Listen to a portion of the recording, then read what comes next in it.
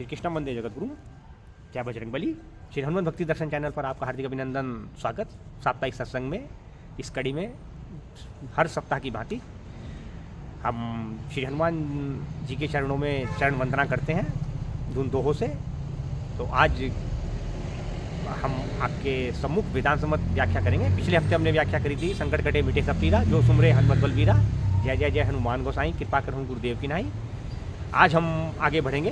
यह सतबार पाठ कर जोई, छूट ही बंदी महासुख होई, जो यह पढ़े हनुमान चालीसा, होय सिद्ध साखी गौरीसा, तुलसीदास सदाहरि चेरा, कीजे नाथ हृदय महाडेरा।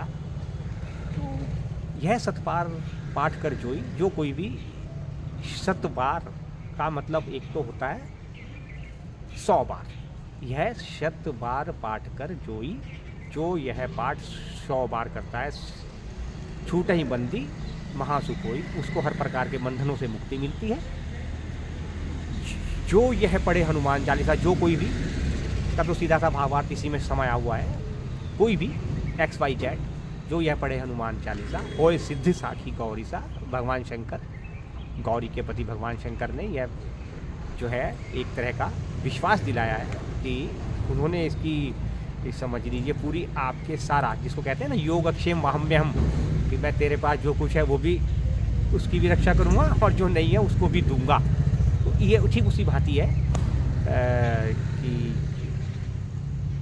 जो सतबार पाठ कर जोई, छूटई मंदी महासुख होई, जो यह पढ़े हनुमान चालीसा, होय सिद्धि साखी गौरी सा, समस्त सिद्धियाँ प्राप्त होंगी।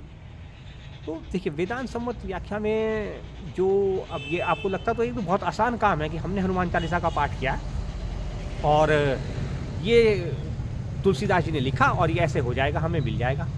तो नहीं भाई, ऐसा होता नहीं है। असल में वास्तविक जीवन में बड़े गहराई में उतरना पड़ता है आपको।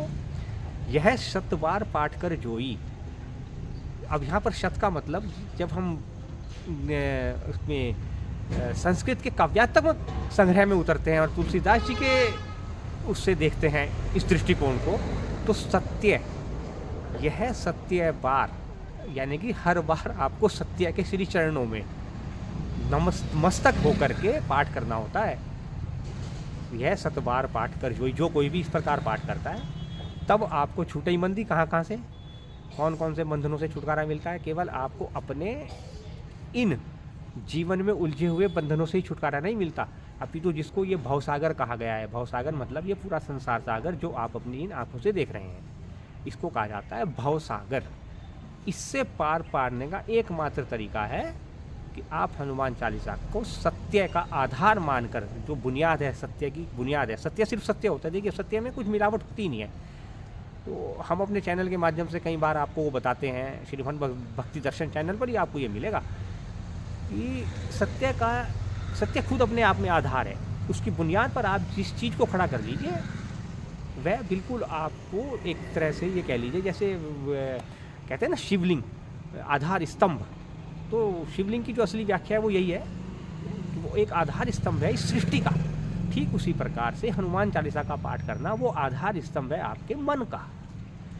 एक सृष्टि का आधार स्तंभ हमने आपको बताया, एक आपके मन का आधार स्तंभ बताया। तो जब आप इस प्रकार से श्री हनुमान चालीसा का पाठ करते हैं, उनके चरणों में निवेदन करते हैं, तो यह सतबार पाठ कर जोई, छूटई बंदी महासुख हुई, और जो यह पढ़े हनुमान चालीसा, होय सिद्धि साखी गौरीसा, तब भगवान शंकर अर्थात शिव अर्थात पार्वती के पति आपने योग अक्षेम वाहम्यम, आपके समस्त योगों को, योग किसके साथ? मन का आत्मा के साथ, अर्थात परमात्मा के साथ। आत्मा ही परमात्मा है, परमात्मा ही आत्मा है। आत्मा के होने से सृष्टि चल रही है। ऐसा नहीं है कि आपके अंदर से कोई चीज़ निकल कर के बाहर उड़ जाएगी, और जैसा कि टीवी शो में दिखाया जाता है, बॉलीवुड की फिल्मों में आपने देखा है, ऐसा नहीं है। वास्तविकता ठीक बिल्कुल इसके विपरीत है। उसके होने मात्र से आप उपस्थित हैं।